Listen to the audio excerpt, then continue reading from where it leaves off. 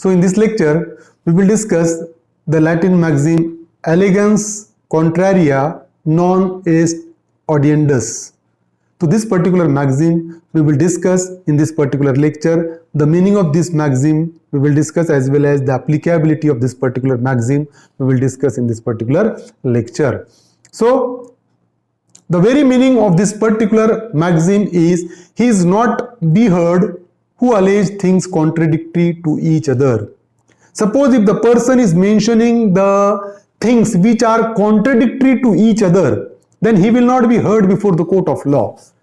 कि मैंने एक चीज पहले कुछ कहा और बाद में उससे कॉन्ट्रडिक्टरी अगर मैं कुछ कह रहा हूं, तो कोर्ट जब मैं कॉन्ट्रडिक्टरी कहूंगा तो कोर्ट मुझे नहीं सुनेगा.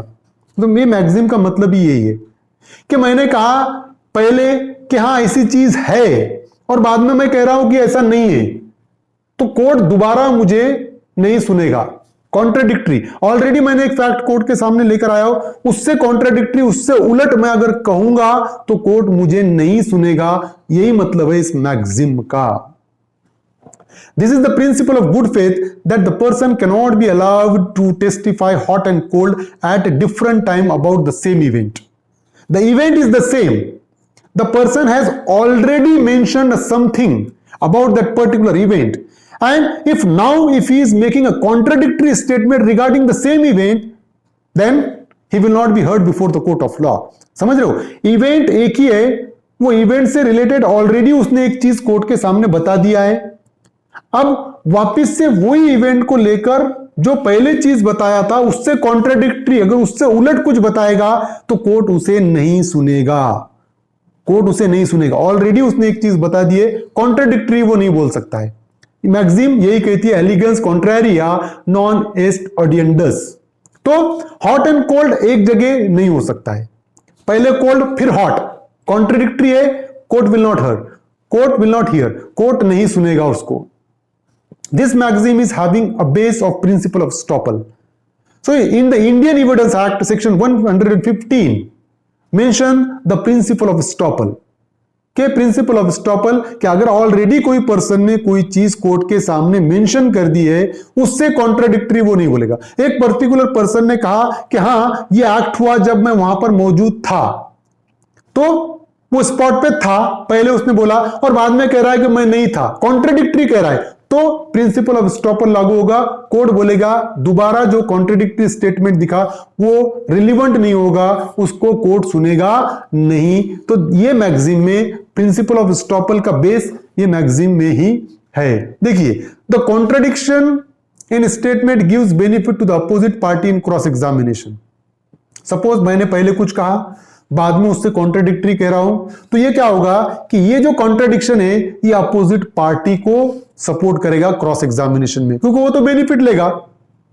क्योंकि देखिए कि पहले एक चीज कहा था, बाद में दूसरी चीज कह रहा है, तो दोनों चीजें एट ए टाइम सही तो नहीं हो सकती है, दोनों में से एक ही सही होगा. अच्छा, दोनों में से फिर कौन सा सही मानेगा कोर्ट? तो benefit of doubt always goes in favour of accused person और अपोजिट पार्टी. तो अपोजिट पार्टी क्या करेगी? अगर उसको अलाउ करे तो वो कॉन्ट्रडिक्शन का बेनिफिट अपोजिट पार्टी ले सकती है एक क्रॉस एग्जामिनेशन में. That is why this maxim restrict the person from making contradictory statement. तो इसीलिए ये मैक्सिम पर्सन को कॉन्ट्राडिक्टरी स्टेटमेंट देने से रोकती है. कोर्ट सुनेगा ही नहीं. कोर्ट बोलेगा ऑलरेडी तुमने ये चीज कह दी है, अब इससे कॉन्ट्राडिक्टरी तुम कहोगे तो हम नहीं सुनेंगे. इस मैक्सिम के रिलेटेड अब देखिए, Verestres Creameries Limited versus Hull and Netherlands Steamship Company Limited. An agent delivered goods to the customer in contravention of the instruction given to him by the principal. So principal has already given instruction to the agent. In contravention of that particular instruction, agent delivered goods to customer. Principal ने agent को already direction दिए थे कि ये customer को goods तुमने deliver नहीं करना है. इस इंस्ट्रक्शन के कॉन्ट्रावेंशन में क्या किया? वो एजेंट ने उस कस्टमर को गुड्स डिलीवर किया. अब देखिए, initially a suit was filed against the purchaser to recover the price of goods. तो वो जो प्रिंसिपल था, वो प्रिंसिपल ने क्या किया? Initially he filed a suit against the purchaser of the goods. जिसने परचेस किया उसके अगेंस्ट में सूट फाइल किया प्रिंसिपल ने, काहे के लिए? प्राइस ऑफ गुड्स के लिए. और वो प्राइस ऑफ गुड्स के लिए उसने सूट फाइल किया. अ decree was obtain and another suit was filed subsequently against the agent for damages. क्या हुआ, पहले जिसने परचेज किया था एजेंट के पास से गुड्स, उसके अगेंस्ट में सूट फाइल किया recovery of price of goods के लिए, वो गुड्स के प्राइस को रिकवर करने के लिए।